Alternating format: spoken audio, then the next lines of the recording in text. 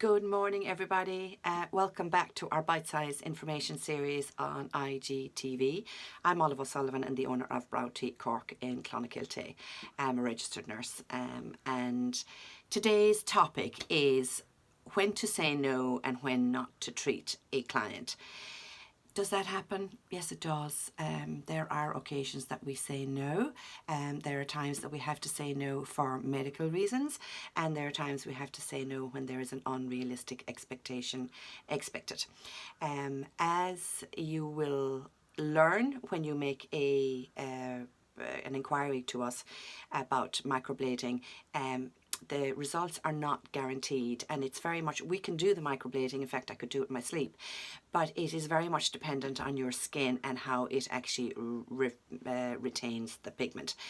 Now, there are times that we have to say no because you might have not attended to your patch test. So once you can attend to your patch test, or once you've had your patch test done, yes, we can say yes then.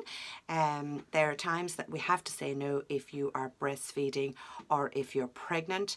Now, the data in relation to that, the data doesn't say that it is not safe, but the data doesn't say that it is safe, so we can't take any risks, and it's excluded in our insurance anyway. So pregnancy and breastfeeding, concentrate on your baby, concentrate on breastfeeding your lovely baby, and come to us when you're finished. We need, those of you who have cancer chemotherapy, we need an appropriate doctor's cover note for those of you during chemotherapy. If you don't have that letter when you're coming for your step 2, when you're already started your chemotherapy, we will have to say no, or we will actually have to send you away to get your note, and only then we can actually do it. The last thing is that anybody who is on a blood thinner like heparin or warfarin, we cannot microblade you. You're going to, your blood is to dilute, and what actually happens is when we create the hair strokes, the microblade, the blood will actually flow and it'll actually wash the pigment out, and is what we want the pigment to stay. And we can use a certain drug, all right, to control the bleeding, but when it comes to heparin and warfarin, that's ineffective. So it's also an insurance a disclaim as well. So even if you got a doctor's cover note, if you were on heparin or warfarin, we still can't do it because we're not covered by insurance. Some of the other blood thinners, yes, we can. For example, aspirin, we can. It depends, very much depends on the dosage, and we will ask you. The other thing as well is that where retention is concerned, we will be doing an assessment of your skin, and that is a Fitzpatrick scale from 1 to 5. And if we felt that your skin was far too sensitive, and that we felt that you would not get the result that you were looking for, well then we would be inclined to sort of send you away and tell you not to waste your money. Now, for the most part, most people are sort of, yeah, I know my skin's sensitive, I have no brows, anything is better than nothing, and they're quite happy to go ahead.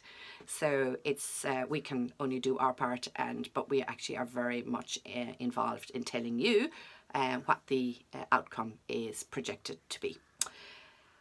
If you have an unrealistic expectation as to what microblading is all about, well then I usually sort of say to you, come with your eyebrow pencil on when you're coming to us in the clinic, because if you have an unrealistic makeup look that you are looking for with microblading, well, it's not microblading you should be having. It is a machine brow, and we don't do machine brow here.